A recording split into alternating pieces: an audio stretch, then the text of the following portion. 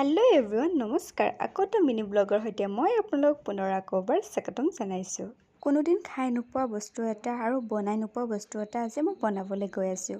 চ' ভাবিলোঁ আপোনালোককো শ্বেয়াৰ কৰোঁ। মাটন মই ফাৰ্ষ্ট টাইম বনাবলৈ ট্ৰাই কৰিছোঁ আৰু ফাৰ্ষ্ট খাম বুলিও ভাবিছোঁ।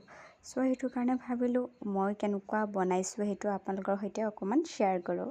আৰু গাইজ, গৰম কেনেকুৱা? আৰু বৰষুণ দিলে সদায় বৰষুণ দি থাকে বুলি কওঁ, ভাল নালাগে। আৰু ৰ'দ দিলে ইমান গৰম বুলি কওঁ। আমাক যে কোনোফালেই শান্তি কৰিব নোৱাৰে। ৰ'দ দিলে গৰম, বৰষুণ দিলে বৰষুণ লেতেৰা। যি কি নহওক, পিছে মাটন কাৰ ফেভৰেট কমেণ্ট কৰি জনাবচোন। দেখিছেনে মাটনৰ কালাৰ ইমান ধুনীয়া আহিছে। ভাত পানী খাই মেলি অকণমান ৰেষ্ট ল'লোঁ। লগৰ এজনীয়ে ঈদ খাব মাতিছিলে। ভাবিলোঁ ইভিনিং তাইৰ ঘৰলৈ যাওঁ।